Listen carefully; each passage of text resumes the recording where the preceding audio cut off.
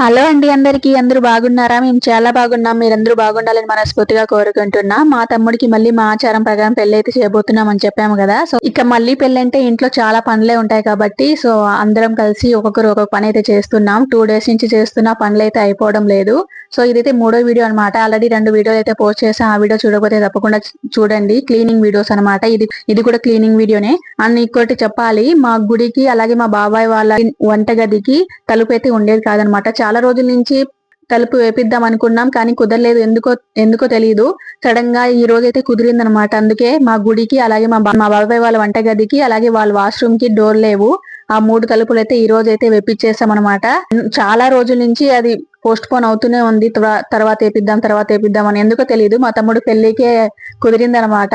So డోర్లు అయితే వేపించేసాము. ఇంకా ఇంట్లో ఆల్మోస్ట్ ఆల్ పెద్ద పెద్ద పనులన్నీ చేసేసాము. ఇంకా ఇల్లు కడిగి ముగ్గులు వేయడం అలా ఉంది. అలాగే ఇంట్లో చిన్న చిన్న ఈ పాత్రలు ఉన్నాయి. అలాగే ఇంట్లో చిన్న చిన్న కొన్ని పనులు ఉన్నాయి, అవైతే చేస్తున్నాం అనమాట.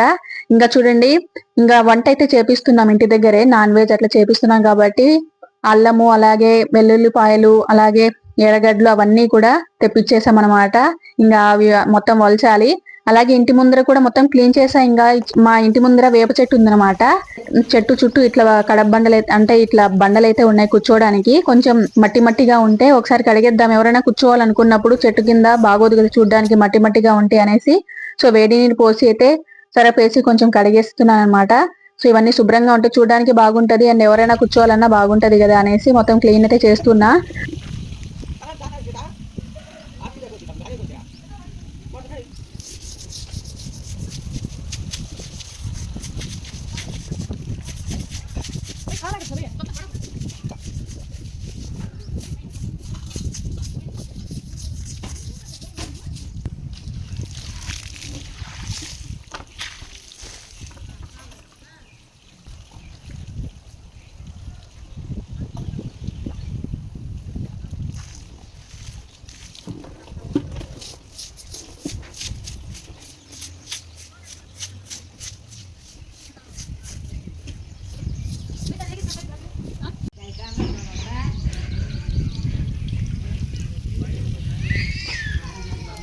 ఇంకా మేమైతే నేను నందు వాళ్ళమ్మ ఇద్దరం కూడా బట్టలు ఉతుకుదామని బట్టల దగ్గర కూర్చుంటున్నాం. అంతలో నందు అన్న వాళ్ళ సిస్టర్ ఇద్దరు కలిసి ఇల్లు అయితే కడుగుతున్నారనమాట. మీరు ఇల్లు కడిగేయండి, మేమైతే బట్టలు ఉతుకుతామని చెప్పాము.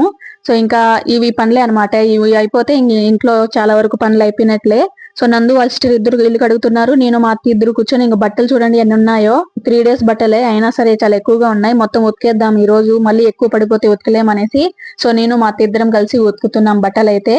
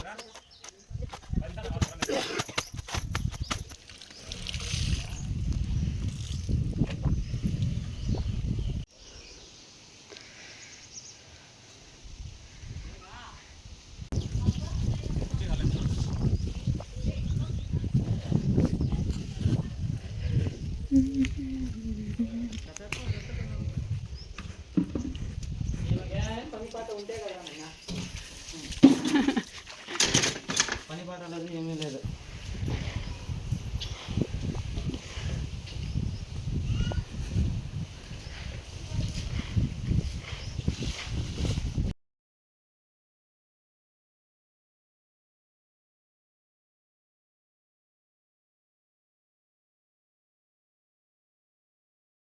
ఇక నేను నందు వాళ్ళమ్మ బట్టలు ఉతికి ఆరేసేలోపే నందు వాళ్ళు కూడా ఇల్లు మొత్తం కడిగేశారు.